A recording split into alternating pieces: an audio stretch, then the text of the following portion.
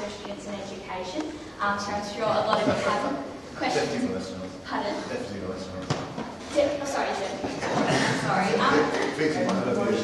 so hopefully, I know a lot of you have some questions for him. We also have President of the Tasmania University Union, Saleh BinTalib, and Kate Davey, who is our student advocate on the TUU as well. So Kate can provide a bit of an insight into some issues that I guess a lot of us probably aren't aware of. The majority of the time today will be spent on questions from you guys to our panellists. We might just start with a few minutes. I'll get the panellists to introduce themselves and then we'll throw it over to the crowd. So we do have a microphone. I don't know if you'll need it, but just if you would like. I'll leave it. Can you hear me right up the back there? Yeah? Okay. All right, well, my name is Davey Sadler. I'm the Deputy Vice Chancellor for Students in Education.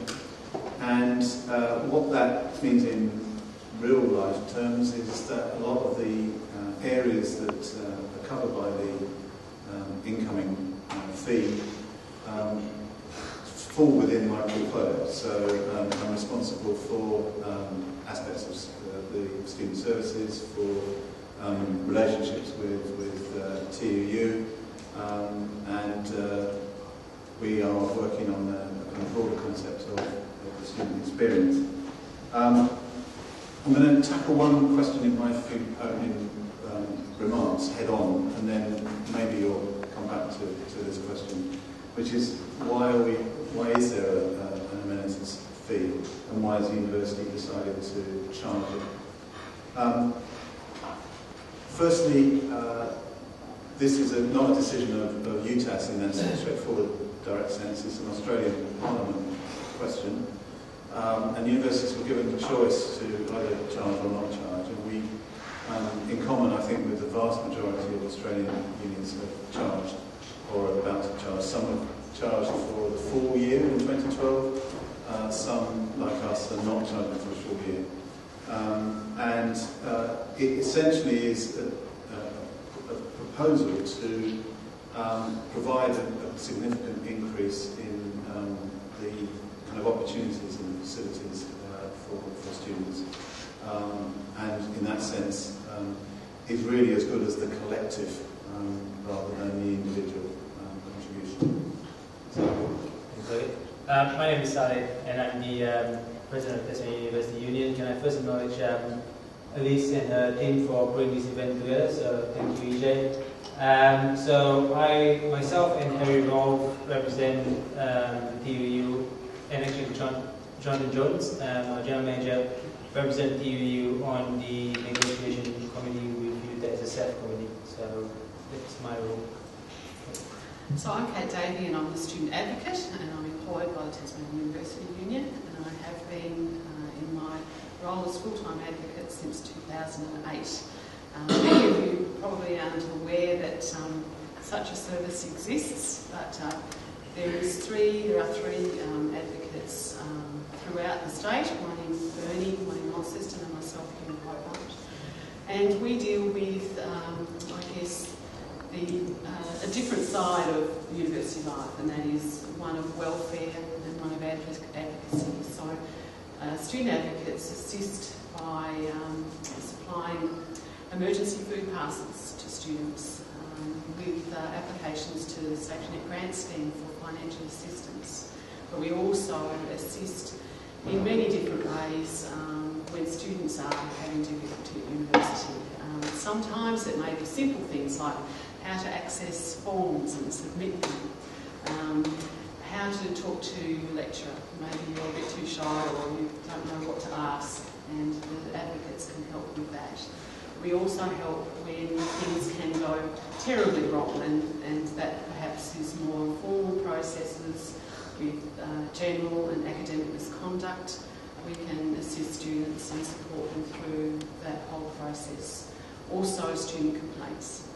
There is a procedure under the University Ordinance, and we can assist with that. But where possible, we try and make sure that that process is an informal one, and often things can get resolved informally, which is great.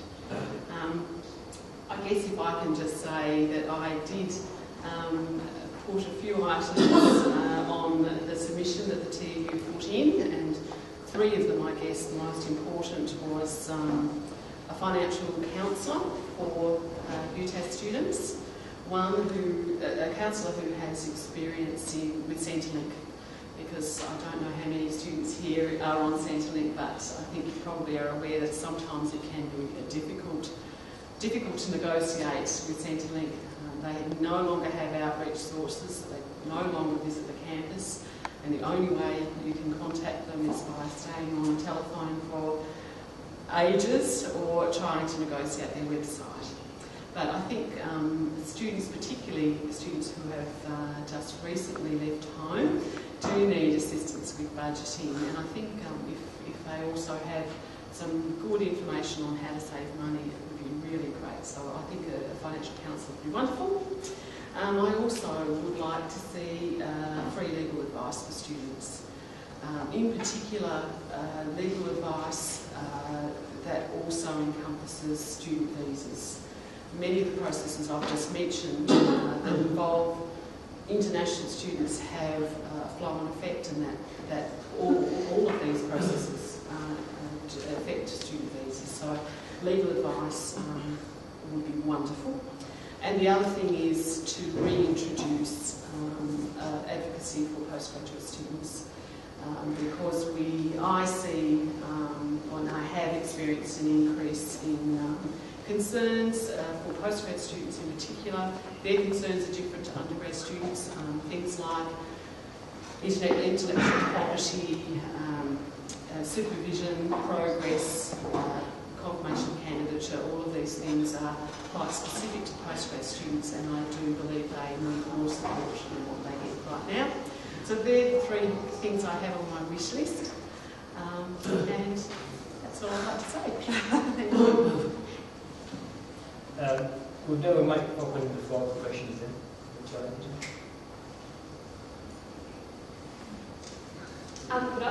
Hi guys, I'm Sarah. I'm a student representative for postgrads at the Institute for Marine and Antarctic Studies. Kate, just on your point, I'm interested on whether or not, relating to this fee, there's going to be an assessment of what services and amenities postgrads feel will be useful as opposed to undergrads. Or is there just a generic student banner for postgrads and undergrads? That's a very good question. We have been working with Harry, if you are aware of Harry Roll, the postgrad president, and he, I know, with Saleh have added postgrad issues to our submission. As far as the list on that the government's provided, David, can you remember? It's more generic. Yeah, I think it is. Yeah. But I think the other point is that from the university sort of management side, we're also engaging in discussions with the Dean of Graduate Studies around what from the university side is understood to be some of the specific needs of postgrads as well. So I think from both the student representative and from the university, we're aware of the specific and the general in relation to postgrads, and certainly in any process where we come to any kind of recommendations, that will be considered very central. So just to confirm, what's the plan in terms of dealing with postgrads and undergrads? Is there going to be a split, I suppose, budget between the two, where based on student percentages here at the university and how much each group is investing into this fee, or is it going to be based on negotiation? My understanding, and I'm looking to my loyal troops to confirm this or not, in case I'm wrong, is that we're still in the process of looking at the results from the various consultation surveys, the TUU submission.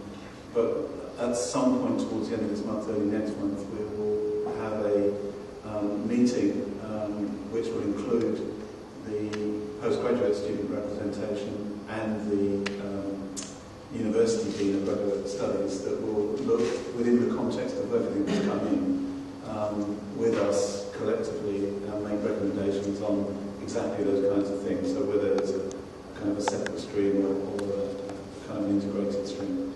I don't know, we've taken a formal decision yet,